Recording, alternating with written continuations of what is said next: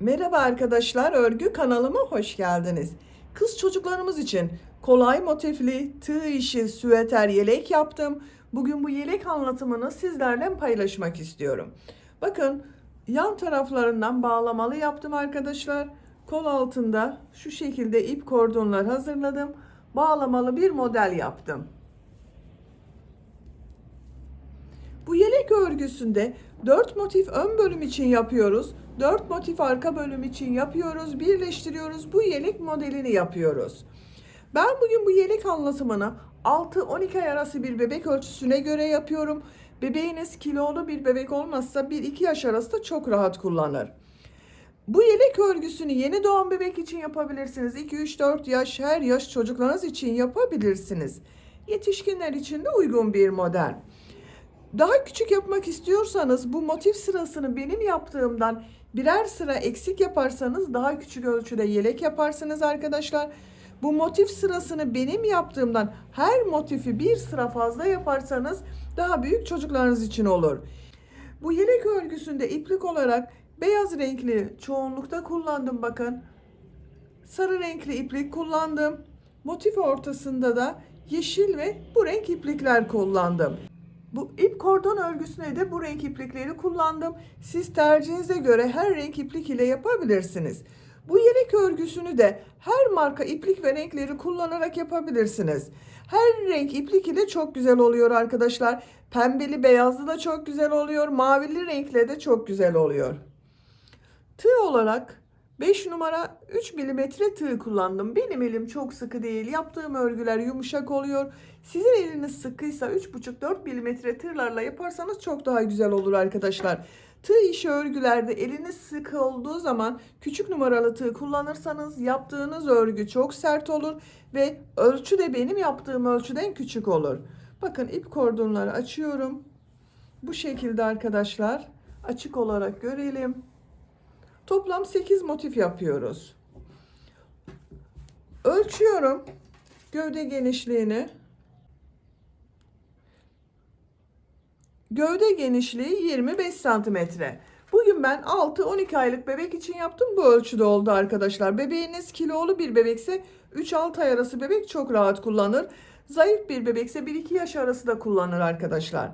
İpliği tığ hazırlayalım. Hep birlikte bu kolay yelek örgüsüne başlayalım. Örgü kanalıma abone değilseniz abone olmayı unutmayın lütfen arkadaşlar. İzlediğiniz videolarıma beğeni ve yorumlarınızla yaparsanız çok sevinirim. Hepinize kolay gelsin. İyi çalışmalar. Sihirli halkayı bilmeyen arkadaşlar için gösteriyorum. Bakın şu şekilde ipliği tutuyorum. Parmağımın üzerine doladım. Parmağımın üzerinde olan bu halka oldu bakın. Buna tığ takıyorum. İplik aldım, çektim. Bu halkayı parmağımdan çıkarıyorum. Zincir yaptım, sağlamlaştırdım. 2 zincir yapıyorum. Tığ üzerine iplik alıyorum. Sihirli halka içine 16 trabzan yapıyorum.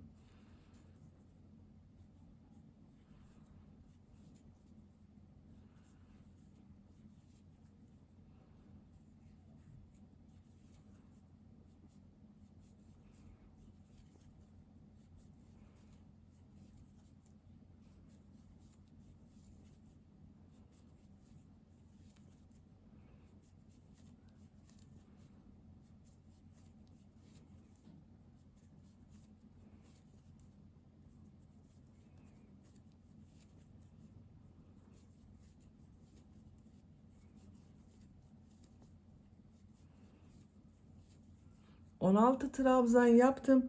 İplik ucunu çekiyorum. Bakın şu şekilde yavaş çekiyorum. Bakın hiç boşluk oluşmadı burada. İlk ilmek ile ilmek kaydırma yaparak sırayı birleştiriyorum. İplik ucunu şu şekilde tutuyorum. İpliği kesiyorum arkadaşlar. Bakın. Orta bölümünü yaptık.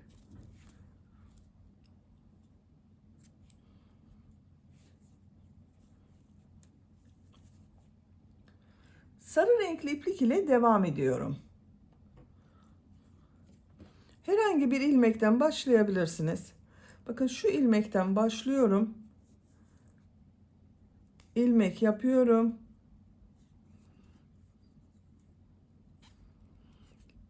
2 zincir yapıyorum. Tığ üzerine iplik alıyorum. Aynı ilmek içine bakın şu şekilde trabzan yapıyor gibi yaptım. İlmeği çekiyorum. Tığ üzerinde 2 ilmek var. Tekrar tığ üzerine iplik alıyorum. Aynı ilmeğe tığ takıyorum. İplik aldım. Tığ üzerinde 4 ilmek var. İkisini içinden çekiyorum. 3 ilmek kaldı bakın. Üçünü birlikte çekiyorum. Bir zincir yapıyorum. İkinci ilmeğe de aynı şekilde model yapıyorum. Elimi takip ederseniz daha iyi anlaşılır.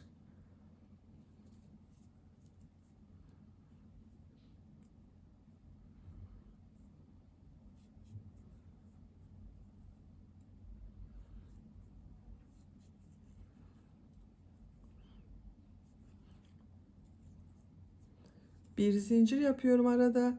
Tekrar model yapıyorum.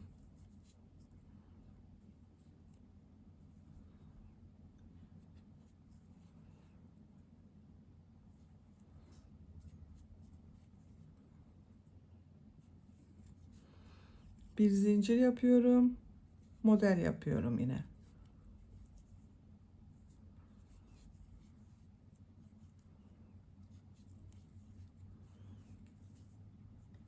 Bir zincir yapıyorum. Model yapmaya devam ediyorum. Bakın bu şekilde modeller oluyor.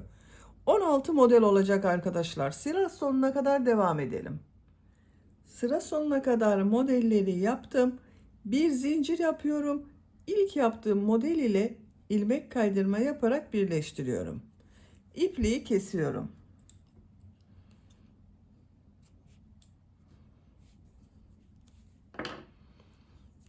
Bakın sayıyorum. 2, 4, 6, 8, 10, 12, 14, 16 model oldu. Şimdi yeşil renkli iplik ile 3. sıraya devam ediyorum.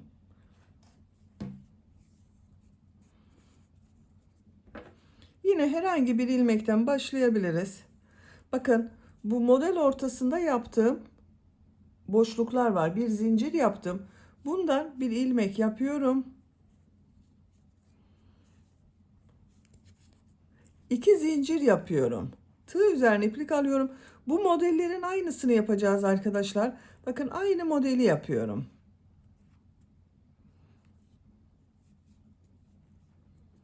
Bu ilk başta yaptığım 2 zincirde bir trabzan oluyor. 3 trabzanlı modelleri yapıyoruz.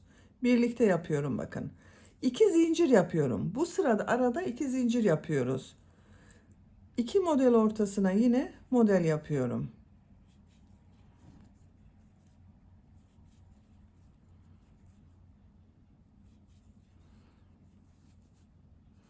İki zincir yapıyorum. 2 model ortasına model yapıyorum.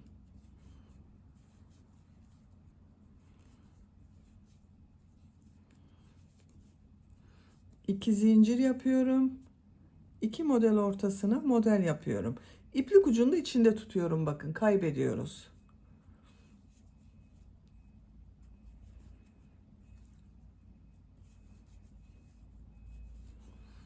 Arada 2 zincir yapıyoruz bu sırada. Sıra sonuna kadar devam edelim.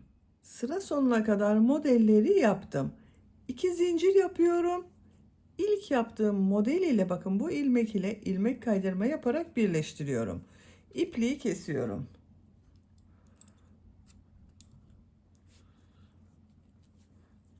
Üçüncü sırayı bitirdik. Bakın ilk sırada trabzan yaptım. İkinci ve üçüncü sırada modeller yaptım. İkinci sırada arada bir zincir yaptım. Üçüncü sırada arada 2 zincir yaptım. Buraya kadar bakın yuvarlak bir motif elde ettik. Dördüncü sıradayız. Dördüncü sıradan itibaren artık bu yuvarlak motifi kare motif, 4 köşesi olan bir motif yapacağız. Beyaz renkli iplik ile devam ediyorum.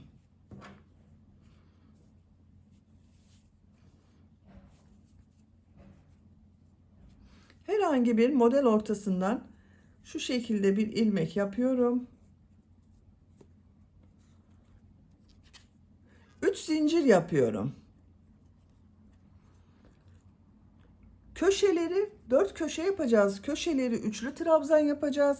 Arada yaptığım modelleri ikili trabzan yapıyorum. Bu ilk başta yaptığım üst zincirde bir üçlü trabzan oluyor. Bakın tığ üzerine bir defa iplik alıyorum. Aynı zincir üzerine 2 üçlü trabzan yapıyorum. 3 defa da çıkarıyorum bakın.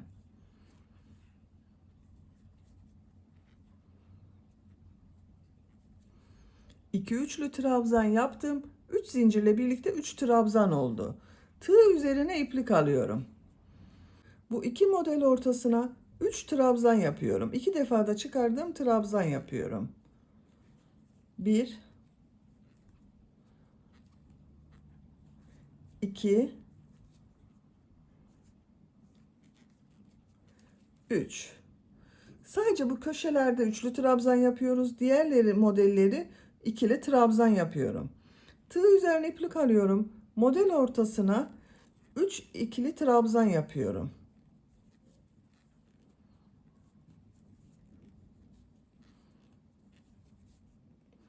Tekrar tığ üzerine iplik alıyorum. Bakın 3. trabzan grubunu yapıyoruz. 3 trabzan yapıyorum.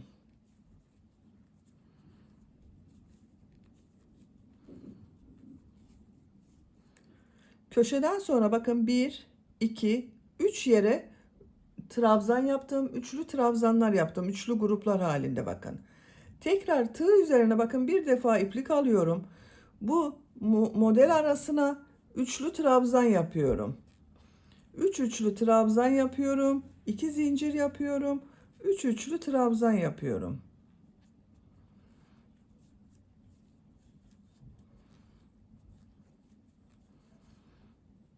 Bakın 3 üçlü trabzan yaptım. 2 zincir yapıyorum.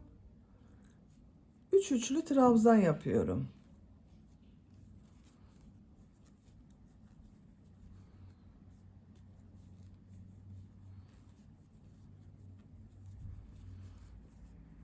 Bir, iki, üç. 2 zincir yaptım. Bir, iki, üç. Üçlü trabzan yaptım. Bakın diğer köşeyi de yaptık. Bu ilk başta yaptığımız bir köşenin yarısı arkadaşlar. Sıra sonunda bunu tamamlayacağız. 3 üçlü trabzan, 2 zincir, 3 üçlü trabzan görüntüsü olacak. Tığ üzerine iplik alıyorum. Bu model ortasına 3 trabzan yapıyorum.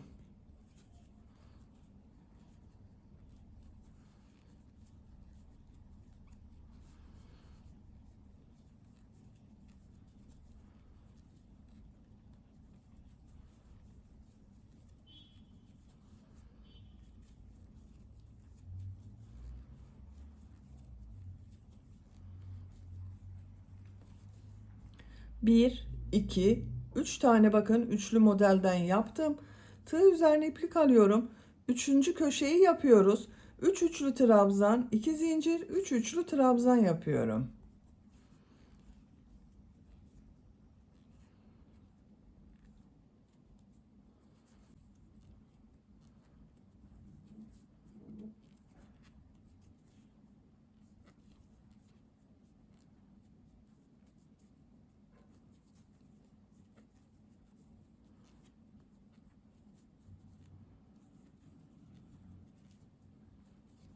Bakın buraya da 3 üçlü trabzan, 2 zincir, 3 üçlü trabzan yaptım. Üçlü trabzan yapıyorum grup halinde bakın. Normal trabzan yapıyorum bunları.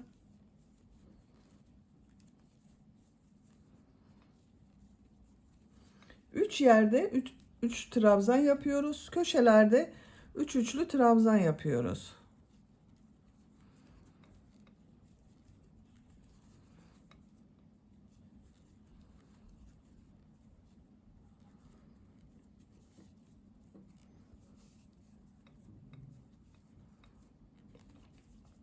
Bir, iki, üç grup yaptım. Tığ üzerine iplik alıyorum. Dördüncü köşeyi yapıyoruz arkadaşlar. 3 üçlü trabzan, 2 zincir, 3 üçlü trabzan yapıyorum.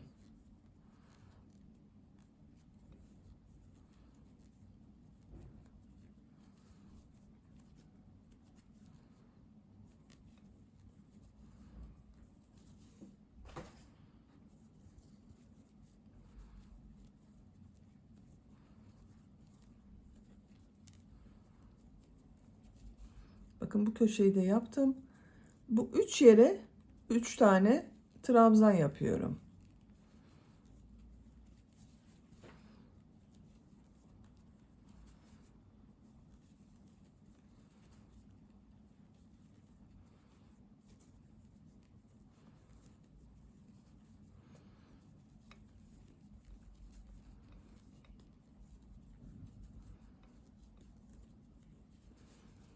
Bakın bu model başladığımız köşeye geldik. İlk başta üçlü trabzan yaptım. 3 tane tığ üzerine iplik alıyorum. Buraya 3 üçlü trabzan yapıyorum.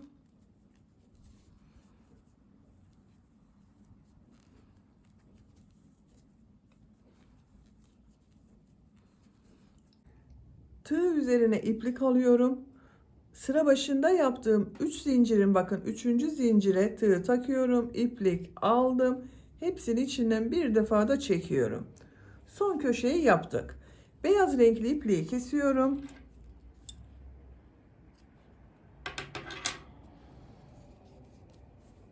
Bakın arkadaşlar, yuvarlak motifi kare motif yaptık bu sırada. 4 köşe oluştu bak. 1, 2, 3, 4. Bakın 4 köşe oluşturduk. Şimdi sarı renkli iplik ile devam ediyorum. Herhangi bir köşeden başlayabilirsiniz. Bakın bu köşeden başlıyorum. İlmek yaptım. 3 zincir yapıyorum. Bu köşeye 2 trabzan yapıyorum. Artık köşeleri de trabzan yapıyoruz. Üçlü trabzan yapmıyorum. Bakın sıra başında yaptığım 3 zincir ile birlikte 3 trabzan oldu. Burası köşe olacak arkadaşlar. Köşenin devamında sıra sonunda 3 trabzan yapacağız.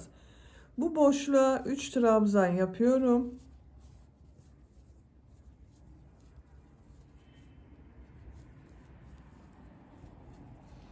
Boşluklara 3 trabzan yapıyoruz.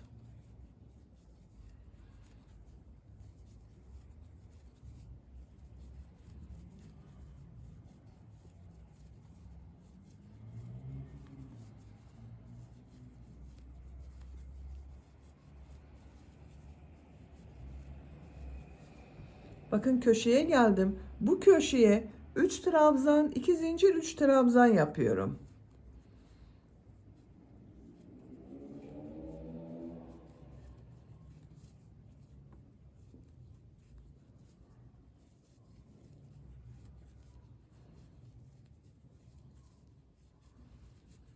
Üç trabzan, 2 zincir, 3 trabzan yaptım. Bakın köşeden sonra 1, 2, 3, 4 yerde 3 trabzan yaptık. Boşluklara yine 3 trabzan yapıyoruz. Bu şekilde devam edecek arkadaşlar. Köşelere 3 trabzan, 2 zincir, 3 trabzan yapalım. Diğer boşluklara 3 trabzan yaparak sıra sonuna kadar devam edelim. Sıra sonuna kadar tamamladım. Köşelerde 3 trabzan, 2 zincir, 3 trabzan yaptım. Son köşedeyim arkadaşlar. Bakın sıra başında 3 trabzan yaptık. Buraya 3 trabzan yapıyorum.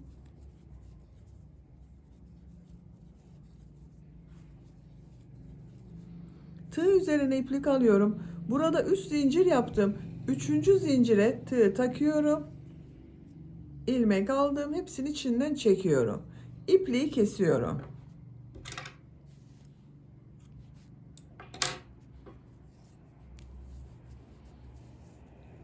Bakın bu şekilde oldu. Beyaz renkli iplik ile devam ediyorum tekrar. Herhangi bir köşeden başlayabilirsiniz. İlmek yapıyorum. 3 zincir yapıyorum. Trabzan yapıyorum. Bakın 2 trabzan yaptım. 3 zincir ile birlikte 3 trabzan oldu. 3 trabzan yapıyorum.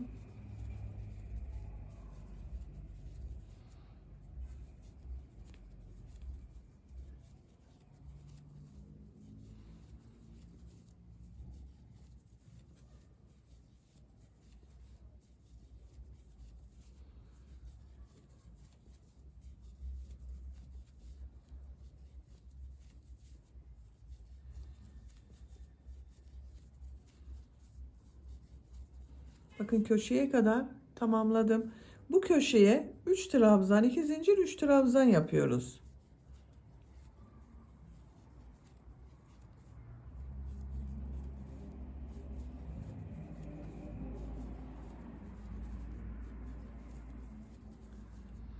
Üç trabzan yapıyorum.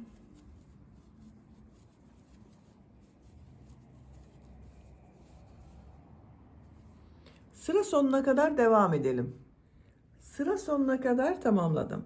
Sıra sonunda bakın son köşeyi de 3 trabzan yapıyorum. Tığ üzerine iplik alıyorum. Zincir ilmeğine tığ taktım. Hepsini birlikte çekiyorum.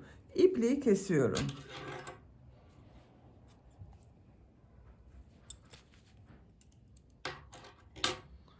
Bakın motif örgüsünün birini bitirdim.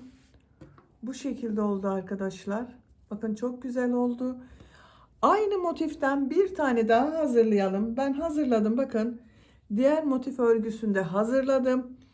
1, 2, 3 kenarını yaptım. Son kenarı yapmadım. Son kenarı bu motif ile birleştireceğiz. En son bakın buraya köşeye 3 trabzan yaptım. Bir zincir yapıyorum. Diğer motifin köşe zinciri var bakın burada. İplik alıyorum, ilmek kaydırma yapıyorum. Bir zincir yapıyorum. Buraya 3 trabzan yapıyorum.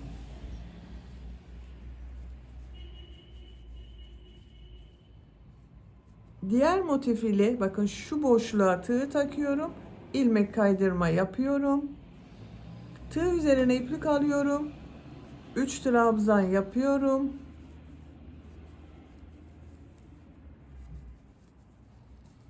Diğer motif ile ilmek kaydırma yaparak birleştiriyorum. 3 trabzan yapıyorum.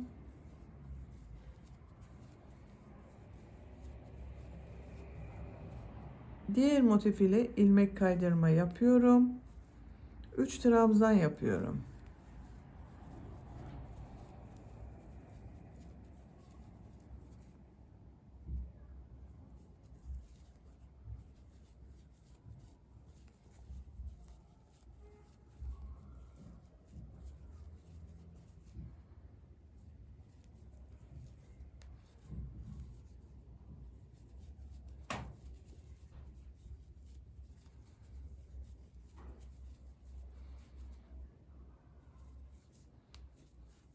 Bakın köşeye geldim. Bu köşeye 3 trabzan yapıyorum.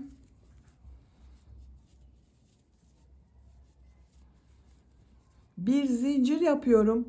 Diğer köşe ile bakın şu şekilde ilmek kaydırma yapıyorum.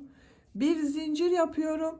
Sıra başında yaptığım 3 zincirin şu ilmeğe tığ takıyorum. İlmek kaydırma yapıyorum. İpliği kesiyorum.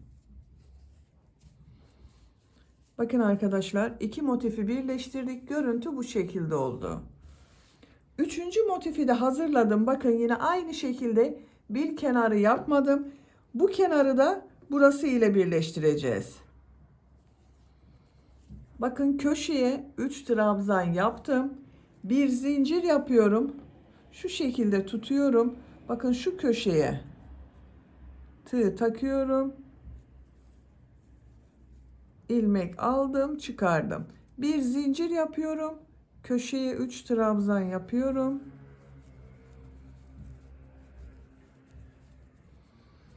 Motif ile birleştiriyorum. Bakın şöyle düzgün gelmesine dikkat edelim arkadaşlar. Şu şekilde birleştiriyoruz. 3 trabzan yapıyorum.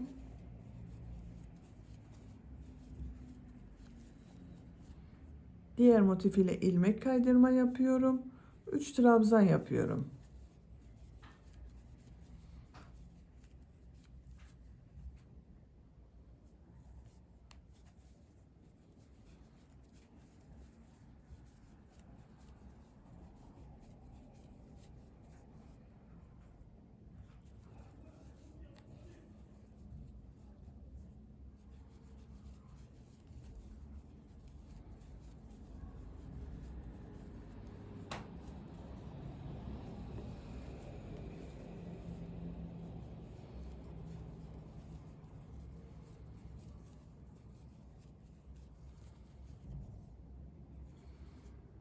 Bakın köşeye geldim yine. Buraya 3 trabzan yapıyorum. Bir zincir yapıyorum. Bakın bu iki köşeyi birleştirdiğim bir ilmek var. Şu ilmek. Şu ilmek ile birleştireceğiz.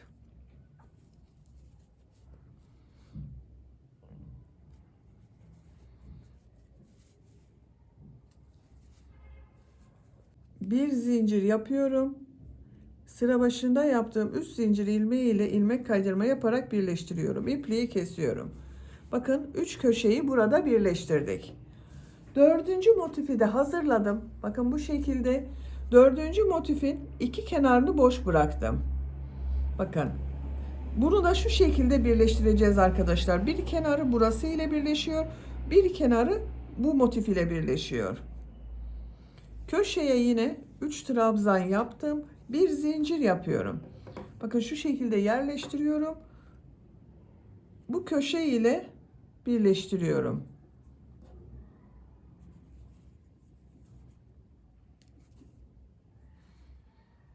Buraya 3 trabzan yapıyorum.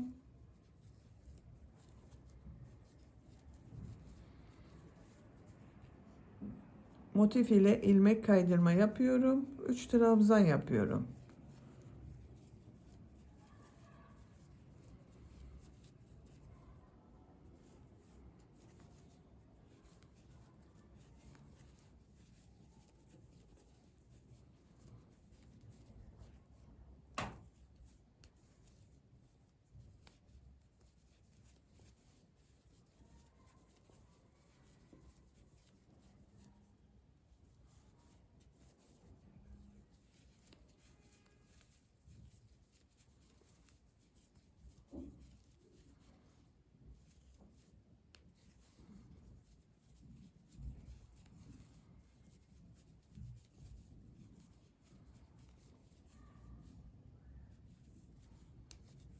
Bakın köşeye yapıyorum. Köşeye 3 trabzan yapıyorum. Bir zincir yapıyorum. Burada 3 köşeyi birleştirdiğim bir ilmek oluştu. Bakın burada. Bu ilmek ile birleştiriyorum. Bir zincir yapıyorum. Köşeye 3 trabzan yapıyorum.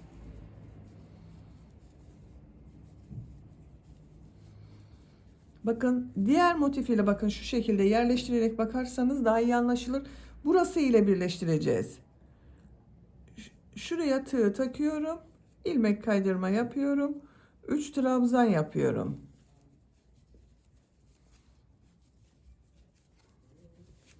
Bakın 4 köşeyi birleştirdik arkadaşlar. Sıra sonuna kadar devam edelim. Köşeye kadar birleştirmeyi tamamladım. Bu köşeye 3 trabzan yapıyorum.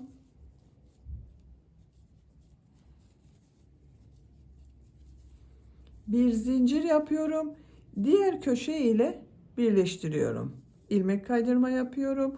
Bir zincir yapıyorum. Sıra başında yaptığım 3 zincir ilmeği ile ilmek kaydırma yapıyorum. İpliği kesiyorum.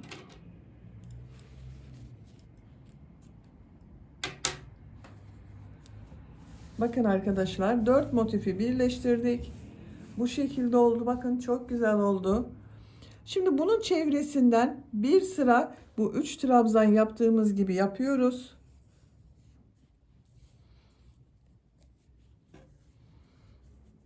Beyaz renkli iplik ile devam ediyorum. Bakın bu köşeden başlıyorum.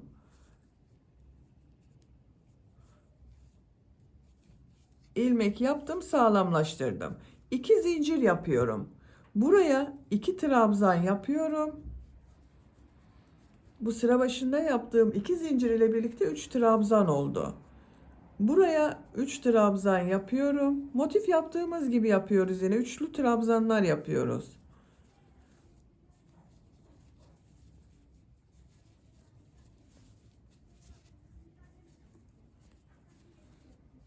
Bütün boşluklara 3 trabzan yapıyorum.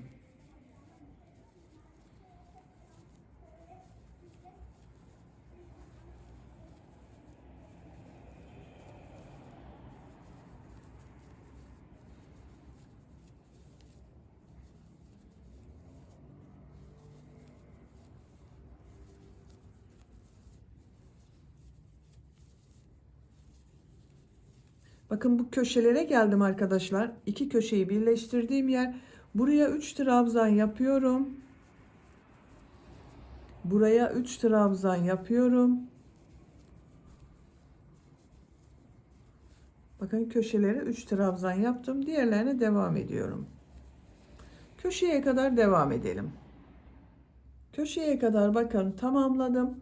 Bu köşeye 3 trabzan, 2 zincir, 3 trabzan yapıyorum. Aynı bir motif yapıyor gibi daha büyük bir motif oluşturuyoruz. 3 trabzan, 2 zincir, 3 trabzan yapıyorum.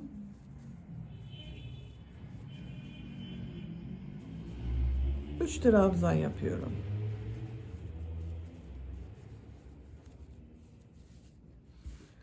Buraya da 3 trabzan, 2 zincir, 3 trabzan yapalım. Buraya kadar devam edelim.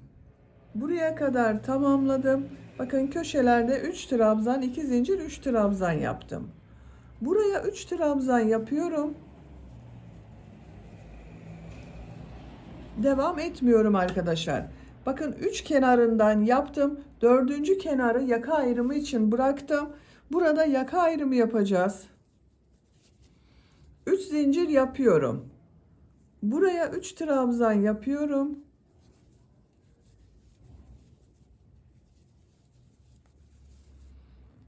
Buraya 3 trabzan yapıyorum.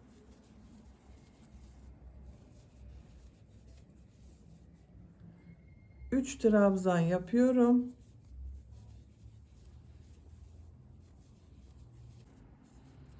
Bir, iki, üç yerde bakın 3 trabzan yaptım. Buraya bir trabzan yapıyorum. Örgüyü çeviriyorum. 3 trabzan yapıyorum. Buraya 3 trabzan yapıyorum bakın. Bu sıra başında yaptığım zincirle birlikte 3 trabzan olacak. 3 trabzan yapıyorum.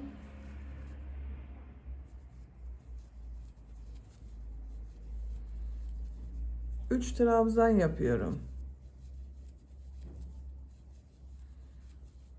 Bakın sıra sonunda 3 trabzan yapıyorum. 3 zincir yapıyorum. Örgüyü çeviriyorum. Bakın bu 3 trabzan atlıyorum. Buraya 3 trabzan yapıyorum. 3 trabzan yapıyorum.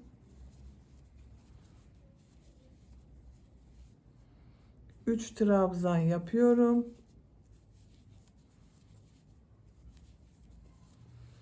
Bakın bu sırada 3 zincir yaptığım bir zincir var. Bu zincire trabzan yapıyorum. Son zincir üzerindeki bulunan ilmeğe trabzan yapıyorum. 3 zincir yapıyorum. Örgüyü çeviriyorum. Buraya 3 trabzan yapıyorum. Bakın 3 zincirde bir trabzan.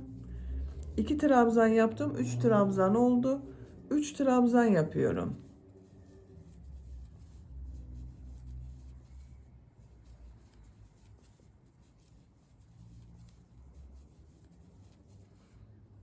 Üç trabzan yapıyorum.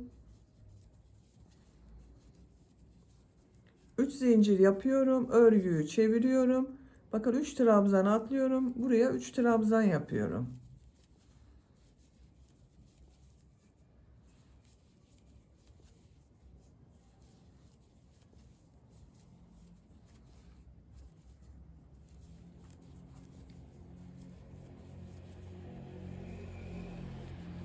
Sıra sonunda bakın 3. zincire bir trabzan yapıyorum arkadaşlar.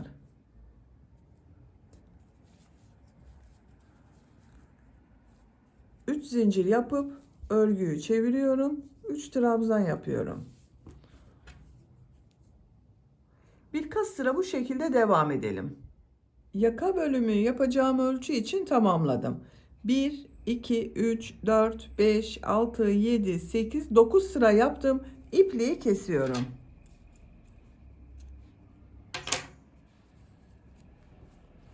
Bakın arkadaşlar bu şekilde oldu.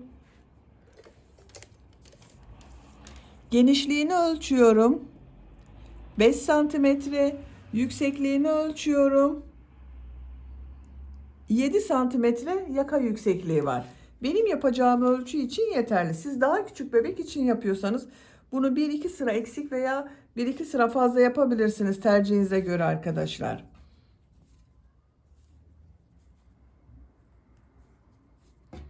Şimdi diğer yaka bölümünü yapalım. Bakın buraya bunun aynısını yapacağız. Nereden başlayacağıma bakıyorum. Bakın buradan sayıyorum. Şu orta noktadan sayıyorum. 1, 2, 3, 4 motif sonra boşluğa trabzan yaptım. Buradan da sayıyorum. 1, 2, 3, 4. Bu boşluktan ilmek yapıyorum. 3 zincir yapıyorum. Tığ üzerine iplik alıyorum. Bu boşluğa bakın. 3 trabzan yapıyorum. Boşluğa 3 trabzan yaptım. 3 trabzan yapıyorum.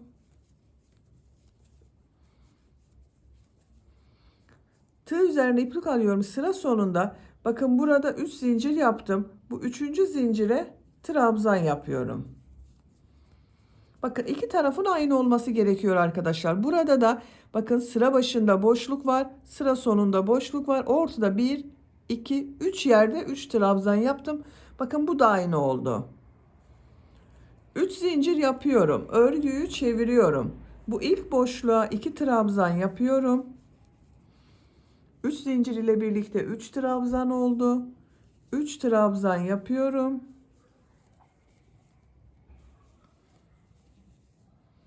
3 trabzan yapıyorum. 3 trabzan yapıyorum.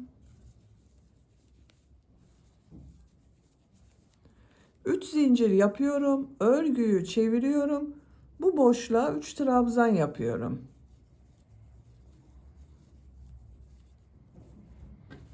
Bakın burası yaka boşluğu olacak arkadaşlar. Bu yaka örgüsünü kaç sıra yaptıysanız bunu da aynı şekilde tamamlayalım. Yaka örgüsünü tamamladım. 1, 2, 3, 4, 5, 6, 7, 8, 9 sıra yaptım. İpliği kestim. Bakın bu yaka örgüsünde 9 sıra yaptım. Bunu da 9 sıra yaptım. Ön bölüm örgüsünü bitirdim. Bakın bu şekilde oldu. Arka bölümü yapacağız arkadaşlar. Arka bölümü yine 4 motif yapıyoruz, birleştiriyoruz. Bakın ben hazırladım arka bölümü de. 4 motif yaptım, birleştirdim.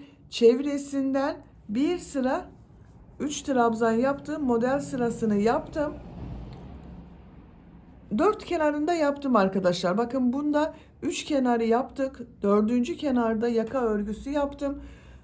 Bu arka bölümde 4 kenarında yaptım. En son bakın bu köşeye 3 trabzan yaptım. Tığ üzerine iplik alıyorum. Buradaki zincir üzerine bir trabzan yapıyorum. Arka bölüm örgüsüne bu 3 trabzan model olarak devam ediyorum bakın. 3 zincir yapıyorum. Örgüyü çeviriyorum. Bu ilk boşluğa 2 trabzan yapıyorum.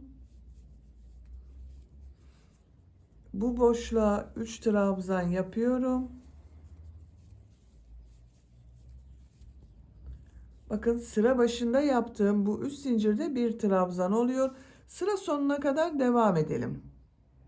Sıra sonuna kadar tamamladım. Bu boşluğa da 3 trabzan yapıyorum. Bakın bir sıra yaptım. 3 zincir yapıyorum. Örgüyü çeviriyorum. Boşluklara yine 3 trabzan yapıyorum.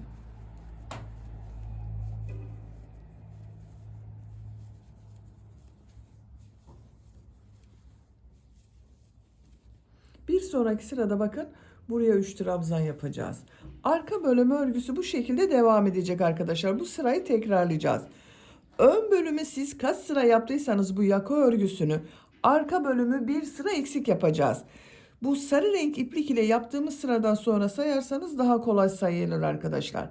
Arka bölümü örgüsünü tamamlayalım. Arka bölümü örgüsünü tamamladım. Bakın bu sarı renkli iplikle yaptığım sıradan sonra sayıyorum. 1, 2, 3, 4, 5, 6, 7, 8, 9 sıra oldu. Ön bölümü bakın bir sıradan sonra 9 sıra yaka bölümü yaptım. Burasıyla birlikte 10 sıra arkadaşlar. Ön bölümden bir sıra eksik yaptım. Bunu da 10. sıraya tamamlayacağız. O son sırayı yaparken ön bölüm ile birleştireceğiz. 2 zincir yapıyorum. Bakın şu şekilde yerleştiriyorum. Ön ve arka bölümlerin bakın düzgün gelmesine dikkat ediyorum. Örgünün ters tarafı burası, düz tarafı burası bakın. Düz taraftan birleştiriyoruz. Bakın 2 zincir yaptım. Tığ iplikten çıkardım. Şu ilmeğe tığ taktım. İplik aldım. İlmek kaydırma yaptım. Bir zincir yapıyorum. Buraya bakın arka bölüme devam ediyorum. 3 trabzan yapıyorum.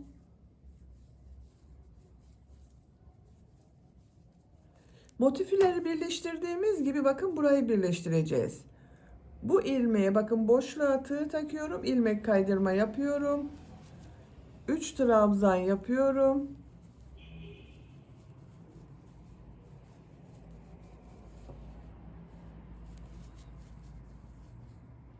İlmek kaydırma yapıyorum. 3 trabzan yapıyorum.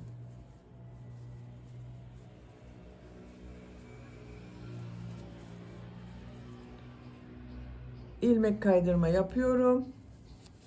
3 trabzan yapıyorum.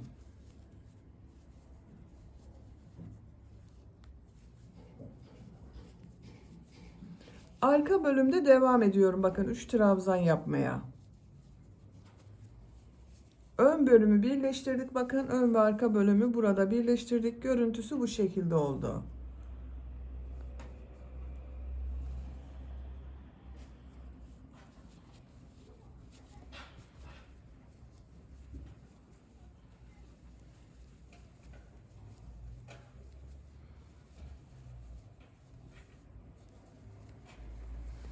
Buraya kadar devam edelim. Buraya kadar arka bölümü tamamladım. Bakın ön bölümde 1, 2 boşlukları da sayıyorum, modelleri de sayıyorum arkadaşlar. Bakın 1, 2, 3, 4, 5, 6, 7. Arka bölümde de bakın 1, 2, 3, 4, 5, 6, 7 model yeri kaldı. Buraya kadar tamamladım. Şimdi bunu birleştireceğiz. Bakın bu ilmek ile burada bir trabzan yaptım. Bu ilmek ile ilmek kaydırma yapıyorum. Tığ üzerine iplik alıyorum. Buraya 3 trabzan yapıyorum. Bakın arka bölümde devam ediyorum.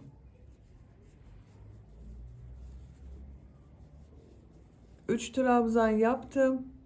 İlmek kaydırma yapıyorum.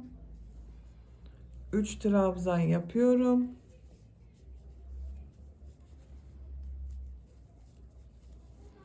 İlmek kaydırma yapıyorum. 3 trabzan yapıyorum.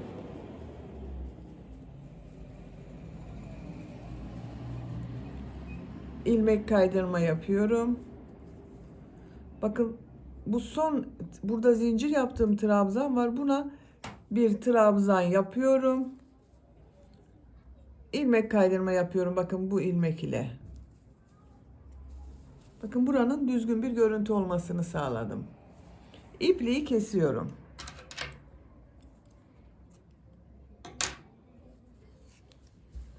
Bakın arkadaşlar yaka bölümünün örgüsü bu şekilde oldu. Yaka çevresinden sık iğne yapıyorum. Şu ilmekten bakın bir ilmek yapıyorum. Beyaz renkli iplik ile yapıyorum sık iğneyi. Sık iğne yapıyorum. Sık iğne yapıyorum.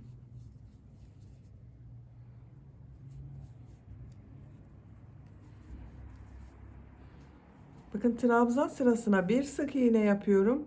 Buraya 2 sık iğne yapıyorum.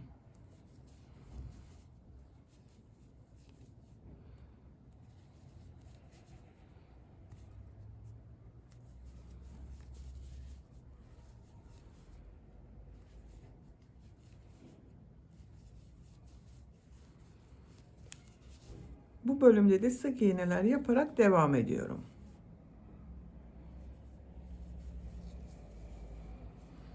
Sıra sonuna kadar devam edelim.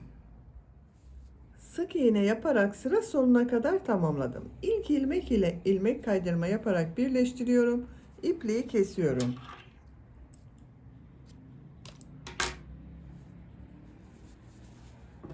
Bakın arkadaşlar, yaka çevresinde sık iğne yaptım. Bu şekilde oldu. Şimdi bu çevresinden de, yeleğin çevresinden de sık iğne yapacağız. Arka bölümden başlıyorum. Bakın bu arka bölümün buradan başlıyorum.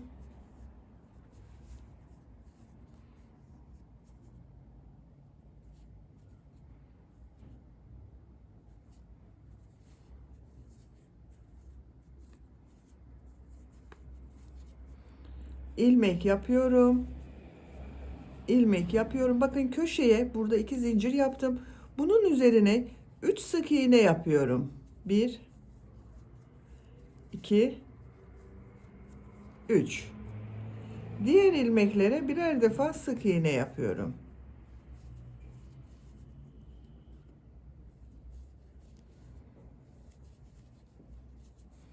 Bakın buraya 3 sık iğne yaptım. Yuvarlak bir görüntü elde ettim. Sık iğne yaparak devam edelim. Bakın köşelere 3 sık iğne yapacağız. Diğer ilmeklere bir sık iğne yapacağız. Sıra sonuna kadar devam edelim. Sıra sonuna kadar tamamladım. İlk ilmek ile ilmek kaydırma yaparak birleştiriyorum. İpliği kesiyorum. Bir sıra sık iğne yaptım. Köşelerde bakın 3 sık iğne yaptım. Her köşede 3 sık iğne yaptım arkadaşlar. Görüntü bu şekilde oldu. Sarı renkli iplik ile devam ediyorum.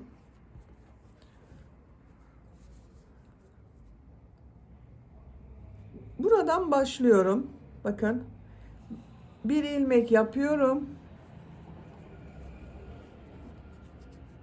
Tığ üzerine iplik alıyorum. Bir ilmek atlıyorum. Bu ilmeğe 5 trabzan yapıyorum. 1 2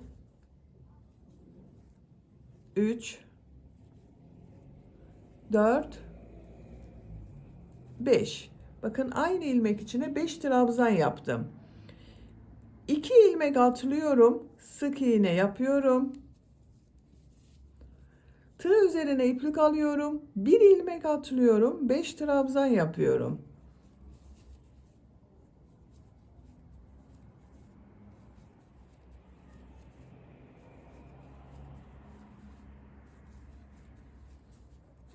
Aynı ilmeğe 5 trabzan yaptım. 2 ilmek atlıyorum. Sık iğne yapıyorum. Tığ üzerine iplik alıyorum. Bir ilmek atlıyorum. 5 trabzan yapıyorum.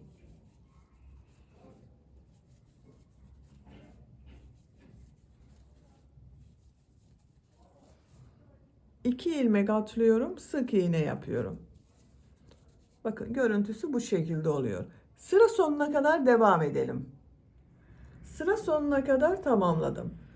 Son modeli yaptım. Bu son model ile bakın bu ilmeği birleştiriyorum. Bir ilmeği atlıyorum. İlmeğe tığ taktım. İlmek kaydırma yapıyorum. İpliği kesiyorum. Bakın yeleğin çevresinden modelleri yaptım. Görüntü bu şekilde oldu arkadaşlar. Sıra sonunda ilmek kaydırma yaparak birleştirdik. Bakın yeleğin görüntüsü bu şekilde. Şimdi yaka örgüsünü yapalım. Yaka örgüsünde de burada yaptığım modelleri yapıyorum. Yine sarı renkli iplik ile yapıyorum. Bakın yaka çevresinde sık iğne var. Bu ilmekten şu şekilde bir ilmek yapıyorum. İlmeği sağlamlaştırdım. Tığ üzerine iplik alıyorum. Bir ilmeği atlıyorum. Bu ilmek içine 5 trabzan yapıyorum.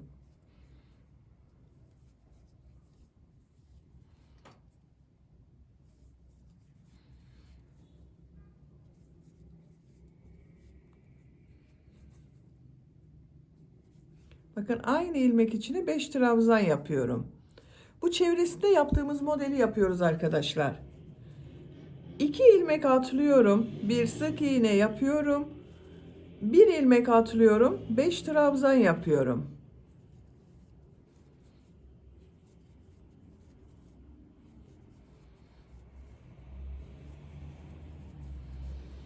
İki ilmek atlıyorum, sık iğne yapıyorum, bir ilmek atlıyorum, 5 trabzan yapıyorum. Bakın bu şekilde modeller yapıyoruz. Sıra sonuna kadar devam edelim. Sıra sonuna kadar tamamladım. Son modeli yaptım. Bu ilmek ile ilmek kaydırma yaparak birleştiriyorum. İpliği kesiyorum.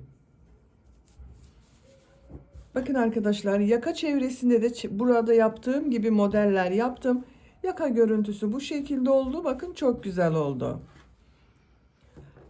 Bu kol altından bağlamalı yapacağız. Buraya ip kordonlar yapacağız arkadaşlar. İlk önce ip kordonu yapalım. Bu renk iplik ile çiçek motifi yapıyorum. Bakın şu şekilde bir sihirli halka yapıyorum. İlmek aldım. Parmağımdan çıkarıyorum. 3 zincir yapıyorum. Tığ üzerine 2 defa iplik doluyorum. 3 üçlü trabzan yapıyorum. Bakın 3 defa da çıkarıyorum arkadaşlar. 2 defa iplik doluyorum. 1 2 3. 3 defa da çıkardım. 2 defa iplik doluyorum. 3 defa da çıkarıyorum. 3 üçlü trabzan yaptım. 4 zincir yapıyorum. Bu sihirli halka içine sık iğne yapıyorum. 4 zincir yapıyorum. Tığ üzerine 2 defa iplik doluyorum. 3 üçlü trabzan yapıyorum.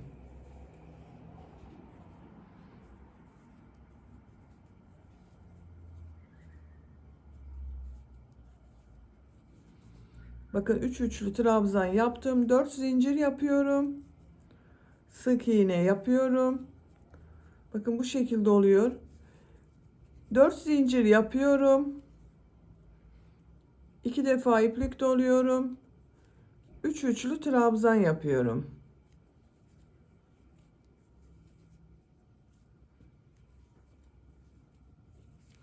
Dört zincir yapıyorum. Sihirli halka içine sık iğne yapıyorum. İpliği kesiyorum.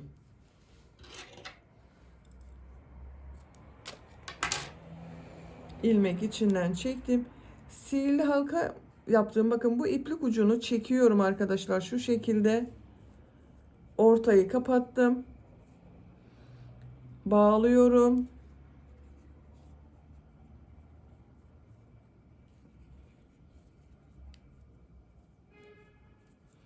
İplik ucunu örgünün ters tarafında ilmekler arasından çekiyorum. Her iki iplik ucunu bakın.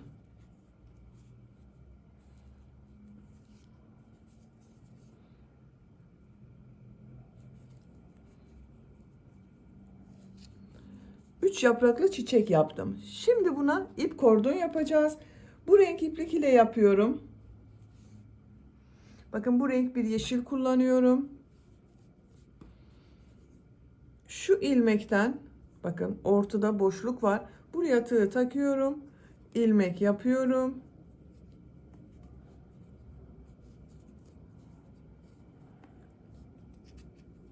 Zincir yaptım. Zincirler yapıyorum arkadaşlar. Bakın bu iplik ucunda zincirlerin arasından geçiriyorum, sağlam olsun. İplik ucunu kaybediyorum.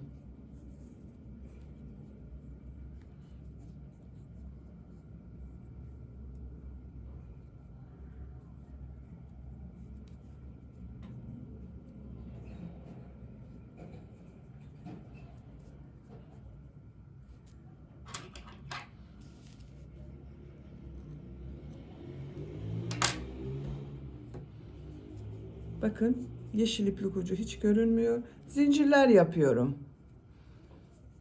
70 zincir yapalım. 70 zincir yaptım. Bakın çok sıkı zincirler yapmadım. Bu 70 zincirin kaç santimetre olduğunu ölçüyorum.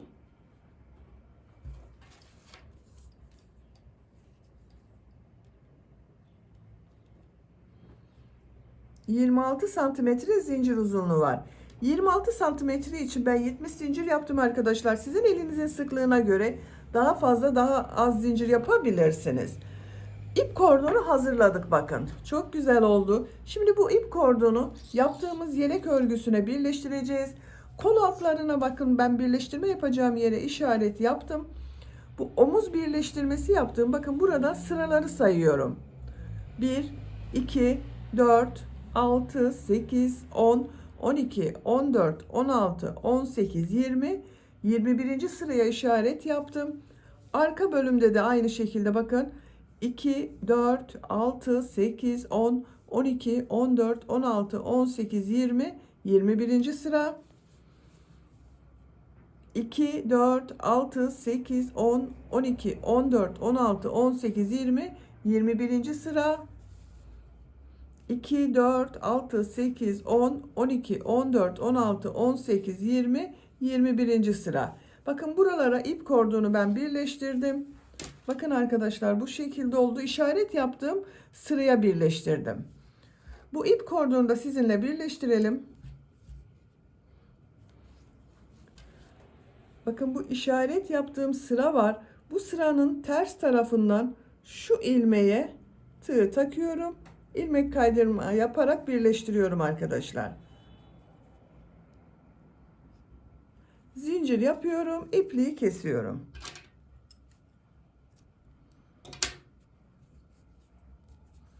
Bakın bu işaret yaptığım ilmeğin ters tarafından birleştirdim. Şu iplik ucunda örgünün ters tarafına bakın yaptığım bu model arasındaki ilmeklerden geçirerek kaybediyorum.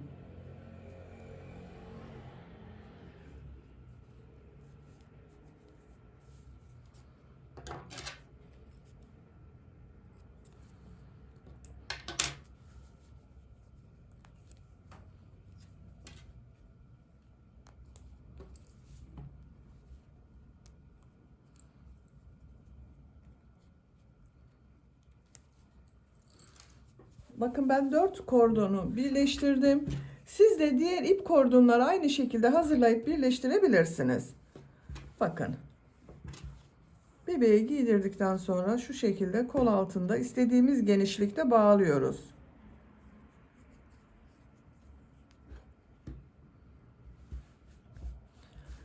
Yelek örgüsünü bitirdim arkadaşlar. Açık olarak görelim. Bakın bu şekilde oldu. Çok güzel oldu. Ön bölüm, arka bölüm. Bitmiş olarak ölçülerini söylüyorum. Gövde genişliğini ölçüyorum.